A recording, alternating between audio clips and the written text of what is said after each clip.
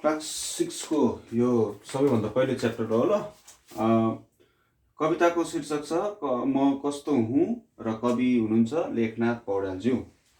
र क्लास 6ले आफ्नो किताब खोल्नु, त्यसमा फर्स्ट च्याप्टर नै यो कविता छ ल।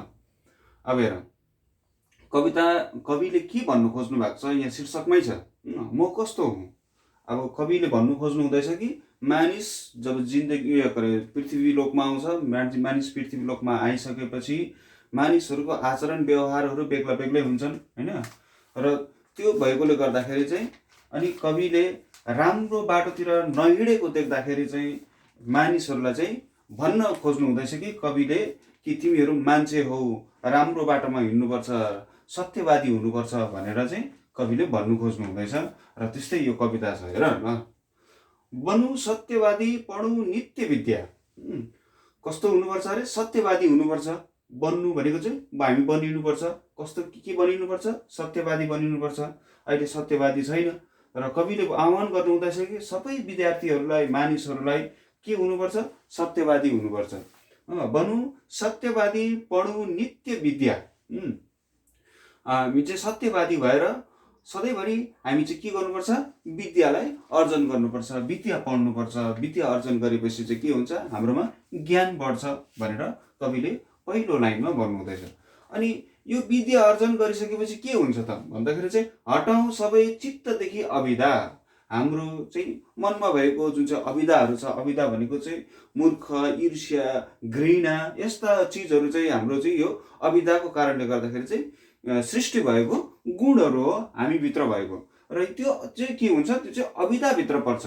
र अविदाले त्यो गुणहरू चाहिँ के हुन्छ भन्दाखेरि चाहिँ विद्याको अर्जन गरिसकेपछि, हामीले ज्ञानी बनिसकेपछि त्यस्तो प्रकारको जुन चाहिँ गुणहरू छ त्यो गुणहरू चाहिँ हट्छ, हाम्रो अविदा हट्छ। चित्तदेखि चाहिँ, मन मस्तिष्कदेखि चाहिँ यो अविदाहरू हट्छ। बडो धीर विद्वान बडो बुद्धिमान।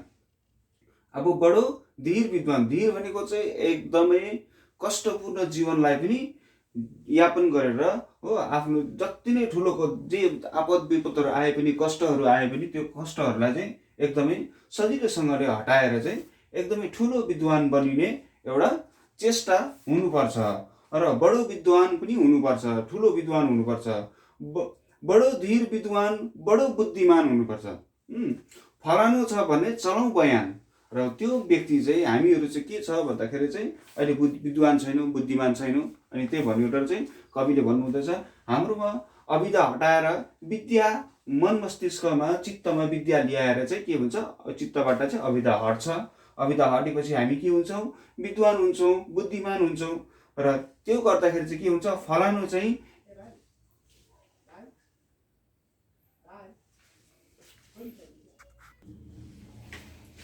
र धीर विद्वान बडो बुद्धिमान फलानु छ भने चलाउँ बयान। र संसारमा चाहिँ हामी चाहिँ विद्वान छ, बुद्धिमान छ भनेर चाहिँ फल्नाको नाम चाहिँ, फल्ना चाहिँ एकदमै विद्वान छ, बुद्धिमान छ भनेर चाहिँ त्यो नामहरू चलाउनुपर्छ भनेर पहिलो पङ्क्तिमा कविले भन्नुहुँदैछ। अनि दोस्रो पङ्क्तिमा भन्नुहुन्छ म को हुँ, कहाँ छु, के छ हाल। सबै मानिसहरूले सोच्नुपर्छ कि म को हुँ। मानिसको जुनी लिएर संसारमा आइसकेपछि के हुनुपर्छ? मानिस जस्तै हुनुपर्छ। म को हुँ, कहाँ छु, कता छु, के गर्दैछु म, कहाँ के छ हाल, मेरो हाल कस्तो छ अहिले होइन, खबर के छ, लिएको छु के काम, कस्तो छ चाल। अब मानिसको जीवन पाइसकेपछि, मानिसको चोला पाइसकेपछि, संसारमा आइसकेपछि चाहिँ मानिसहरूले चाहिँ सत्य कर्महरू गर्नुपर्छ, राम्रो कर्महरू गर्नुपर्छ, झुटा बोल्नु हुँदैन होइन, असत्य कर्महरू गर्नु हुँदैन, सत्यवादी हुनुपर्छ भनेर चाहिँ कविले भन्नुहुँदैछ। र त्यस्तै प्रकारले चाहिँ मानिसको चोला आएपछि पशु सरह चाहिँ जीवन बिताउनु हुँदैन होइन, राम्रो कामहरू गर्नुपर्छ, राम्रो चालढाल हुनुपर्छ भनेर चाहिँ कविले यहाँ भन्नुभएको। सबै यो विचारो विपज्याल टारौँ। विपज्याल भनेको चाहिँ ठुलो ठुलो आपद विपदको जालहरू, त्यो सबै विचारेर, यो सबै चिजहरूलाई विचारेर म कस्तो छु, के हो, कहाँबाट आएको, म मानिस हो होइन, मानिस भएपछि एउटा सत्य कर्म गर्नुपर्छ भन्ने एउटा चित्त मनमा लिएर चाहिँ सबै विचारेर चाहिँ यो विपज्याललाई टार्नुपर्छ। बडो बुद्धिमानी जगतमा फिजारो, र सबैभन्दा ठुलो भएर, बुद्धिमानी भएर जगतमा चाहिँ आफ्नो नाम फिजाउनुपर्छ भनेर यो दोस्रो पङ्क्तिले भन्दैछ। अब पङ्क्ति 3 मा हेर, लिएको छु जो लक्ष्य सोही कुरामा, खडा हुँ उसैमा गरौँ घोर धामा भनेर भन्नुहुँदैछ कविले। अब कुनै पनि लक्ष्यमा यदि तिमीले कुनै पनि कुरामा लक्ष्य लिएको छौ भने हो, त्यो लक्ष्यमा चाहिँ सधैँभरि के हुनुपर्छ, तिमी एकदमै घोर धामा गरेर होइन, घोर एकदमै ठुलो परिश्रम गरेर चाहिँ त्यो लक्ष्यमा चाहिँ उभिएको हुनुपर्छ। मानिसको सबैको एउटा लक्ष्य हुन्छ, विद्यार्थीहरूको पनि पढेर ज्ञानी बनिने, ठुलो मान्छे हुने एउटा लक्ष्य हुन्छ, तर त्यो लक्ष्यमा चाहिँ सधैँभरि लागि पर्नुपर्छ। कुनै विघ्न बाधा परेमा उजार, नहुँ कामलाई लगाउँ म पार। कुनै विघ्न बाधा परेमा त्यो कामलाई छोडेर उजाड हुनु हुँदैन, एकदमै निराश हुनु हुँदैन। त्यो कामलाई चाहिँ जस्तै कष्ट विकष्टहरू आए पनि त्यो कामलाई चाहिँ के गर्नुपर्छ, हामीले पार तार्नुपर्छ, राम्रोसँगले त्यो कामलाई गरेर छाड्नुपर्छ। आफ्नो लक्ष्यलाई यदि तिमीले लिएको छौ भने त्यो लक्ष्यलाई चाहिँ कुनै पनि विघ्न बाधाहरू आएमा पनि घोर धामा भनेको चाहिँ एकदम लक्ष्यलाई चाहिँ पूर्ण रूपले टार्गेट गरेर हिँडेर चाहिँ त्यो लक्ष्यलाई चाहिँ पूर्ण गरेको हुनुपर्छ भनेर कविले भन्नुहुँदैछ। अनि 4 मा कवि भन्नुहुन्छ, सधैँ हुँ उज्यालो सधैँ हुँ हँसिलो। मानिस कस्तो हुनुपर्छ अरे, सधैँ उज्यालो हुनुपर्छ, सधैँ हँसिलो हुनुपर्छ मानिस होइन, रिसाउने, झर्किने, फर्किने, कसैलाई उयो गर्ने होइन, थिचोमिचो गर्ने त्यस्तो प्रकारको मानिस हुनु हुँदैन। मानिस सधैँभरि हँसिलो हुनुपर्छ, उज्यालो हुनुपर्छ, सबैको म हुँ मित्र जस्तो रसिलो। सबैको चाहिँ के हुनुपर्छ अरे, मित्र जस्तो चाहिँ रसिलो हुनुपर्छ। सबै मित्र, हामीले आफ्नो साथी बन्धु मित्रहरू भेट्दाखेरि हामी जुन प्रकारको खुसी एउटा जाहेर गर्छौँ त्यस्तै प्रकारको चाहिँ मानिस हुनुपर्छ। एउटा नयाँ मान्छेसँग पनि भेटघाट हुँदाखेरि मित्र जस्तै रसिलो भएर भेट्नुपर्छ, बातचित गर्नुपर्छ, मर्म हुनुपर्छ भित्र भनेर कविले भन्नुहुँदैछ। कसैलाई काहीँ नपारू म मर्म, कसैलाई काहीँ नपारू म मर्म भनेर भन्दैछ। मर्म भनेको चाहिँ चोट, कसैलाई बिजाउने कुराहरू, कसैलाई केही म चाहिँ त्यस्तो खालको कुनै पनि कर्महरू चाहिँ गर्न चाहन्न र कसैले पनि नगरोस् भनेर कविले। लिउ नित्य लोक उपकारी सुधर्म। र यो जुन चाहिँ कुराहरू छ, उज्यालो हँसिलो हुनुपर्ने होइन, मित्र जस्तो रसिलो हुनुपर्ने, कसैलाई मर्म, कसैलाई दुःख नदिने त्यस्तो खालको व्यक्ति हुनुको लागि चाहिँ के हुनुपर्छ भन्दाखेरि चाहिँ मानिसमा एउटा नित्य लोक उपकारी धर्म हुनुपर्छ। लोक भनेको चाहिँ संसारलाई उपकार गर्ने धर्म चाहिँ, सुधर्म चाहिँ मानिसभित्र हुनुपर्छ। त्यसले चाहिँ के गर्छ भन्दाखेरि चाहिँ मानिसको यो गुणहरू प्राप्त हुन्छ।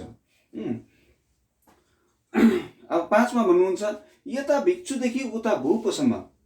यता भिक्षुदेखि, भिक्षु भनेको चाहिँ भिखारी, सबैभन्दा तल्लो दर्जाको मानिसहरू जसले चाहिँ संसारमा जीवनयापन गर्न एकदमै कष्टपूर्ण जीवनयापन गरिरहेको हुन्छ होइन, त्यस्तो खालको भिक्षुदेखि उता भूपसम्म। भूप भनेको चाहिँ राजाहरूसम्म। सबैको बुझ मर्मको तारतम्य, सबैको चाहिँ के गर्नुपर्छ, कर्मको तारतम्य चाहिँ हामीले बुझ्नुपर्छ, कामहरूको तारतम्य, उनीहरूको व्यवस्थाहरू चाहिँ बुझ्नुपर्छ। एउटा सबैभन्दा अब एकदम दुःख कष्ट सहेर होइन, सानो एकदमै भिखारीले पनि उसको जीवनलाई कसरी यापन गरिरहेको हुन्छ र एउटा राजाले कसरी जीवनयापन गरिरहेको हुन्छ, त्यो कर्महरूलाई चाहिँ बुझ्नुपर्छ मानिसले भनेर भन्दैछ। सुख ऐश्वर्य पाए नगमको गजक्क। सुख ऐश्वर्य पायो भन्दामै चाहिँ एकदमै फुर्किएर गजक्क भएर होइन, अरूलाई बिजाउने कुराहरू भनेर, नाना थरीको कुराहरू भनेर त्यस्तो खालको चाहिँ व्यवहारहरू चाहिँ गर्नु हुँदैन भनेर भन्दैछ। अरू त त्यो चिजहरू गरेर हामी एकदमै अरूबाट टाढिँदै गइसकेपछि के हुन्छ, हामीलाई विपदहरू आउनु सक्छ होइन। विपद पर्न नहुँ थक्क, विपद पर्न गए चाहिँ नहुँ थक्क भनेर कविले भन्नुहुँदैछ कि त्यतिखेर चाहिँ अब आपद विपदहरू आइपरेको बेलामा चाहिँ त्यतिखेर चाहिँ थक भएर मैले त त्यस्तो कर्महरू नगरेको भए हुन्थ्यो भन्ने खालको, त्यस्तो खालको पश्चातापहरू गर्दाखेरि चाहिँ त्यतिखेर मानिसहरूले केही पनि पाउँदैन भन्ने कुराहरू चाहिँ गर्नुहुँदैछ। र मानिसहरू चाहिँ के हुनुपर्छ भन्दाखेरि चाहिँ पहिलादेखि नै ज्ञानी हुनुपर्छ, आफ्नो लक्ष्य प्राप्तिको लागि एकदमै घोर धामा गरेको हुनुपर्छ। कष्टपूर्ण परिस्थितिमा पनि जुनै पनि काम गर्ने खालको त्यस्तो खालको परिस्थितिमा आफूले जीवनलाई भोगेको हुनुपर्छ। र आफ्नो जीवनलाई चाहिँ के हुनुपर्छ भन्दाखेरि चाहिँ सोचेको हुनुपर्छ कि म के हो, म कस्तो छ मेरो हाल, म यो संसारमा आएर मानिसको जीवनमा संसारमा आएर मैले के कर्महरू गर्नुपर्छ। सधैँभरि यसरी एउटा पशु सरह जीवन बिताएर होइन, खाएर जिएर मरेर होइन त्यस्तो प्रकारको जीवन बिताउनु पर्ने हो कि न त होइन हामीले एउटा मानिसको रूपमा आएर एकदमै एकदमै ठुलो प्राणी, संसारको सबैभन्दा ज्ञानी प्राणीको रूपमा संसारमा आएपछि हामीले ठुल्ठुलो कर्महरू गरेर जानुपर्ने हो। त्यो कुराहरू चाहिँ म कस्तो हुँ भन्ने कवितामा चाहिँ लेखनाथ पौड्यालज्यूले भन्नुभएको छ ल। र यो कवितापछि होइन तलको प्रश्नको छोटो उत्तर लेख भनेर यहाँनिर तिमीहरूलाई एक्सर्साइजहरू दिएको छ, अभ्यास प्रश्नहरू दिएको छ। अविधा हटाउन के गर्नुपर्छ, क प्रश्नको अविधा हटाउन के गर्नुपर्छ भन्दाखेरि चाहिँ अविधा हटाउन हामीले के गर्नुपर्छ, अविधा हटाउन सत्यवादी बनी नित्य विद्या पढ्नुपर्छ भनेर लेख्नुपर्छ ल। कवितामा म भनेर कसलाई भनिएको छ, कवितामा म भनेर हामी जम्मै विद्यार्थी मानिस जातिहरूलाई भनिएको छ भनेर लेख्नुपर्छ। हामीले कस्तो कुरा विचार गर्नुपर्छ, हामीले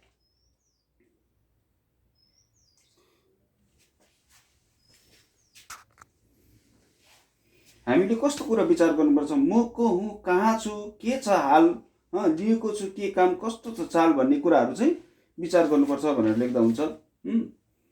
हामीले आफ्नो लक्ष्य पुरा गर्न के गर्नुपर्छ, हामीले आफ्नो लक्ष्य पुरा गर्न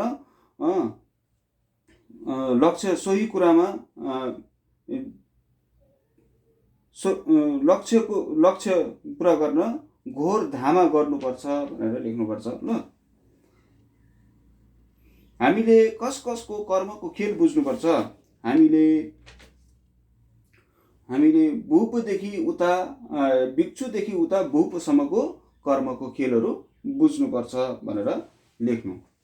अनि यहाँ 3 नम्बरमा छ तलको हरफ पढेर सोधिएका प्रश्नहरूको उत्तर लेख। यहाँनिर हरफ दिएको छ म को हुँ, कहाँ छु, कहाँ के छ हाल, लिएको छु के काम, कस्तो छ चाल, सबै यो विचारू विपज्याले टारू, बडो बुद्धिमानी जगतमा फिजारू भनेर यो कविताको पंक्ति दिएको छ।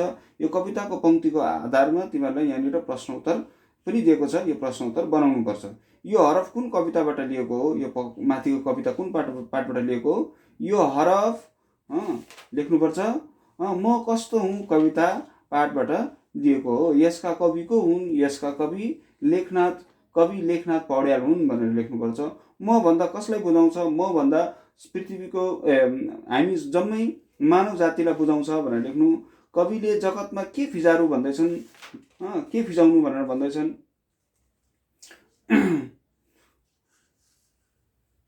जगतमा बडो बुद्धिमानी बनी जगतमा आफ्नो नाम फिजारू भनेर भन्दैछन् भनेर बुद्धिमानी को नामहरू चाहिँ फिजाउनुपर्छ भनेर भन्दैछ कविले होइन। अनि त्यस्तै प्रकारले खमा पनि त सधैँ हुँ उज्यालो, सधैँ हुँ हँसिलो, सबैको म हुँ मित्र जस्तो रसिलो, कसैलाई कहीँ नपारू मर्म, लिउ नित्य लोप उपकारी सुधर्म भनेर भन्दैछ। यो हरफ कुन कविताबाट, त्यसै प्रश्न हो यहाँनिर, यो हरफ कुन कविताबाट लिएको हो, यसका कवि को हुन्, हामी सधैँ कस्ता भएर बस्नुपर्छ, हामी सधैँ के भएर बस्नुपर्छ,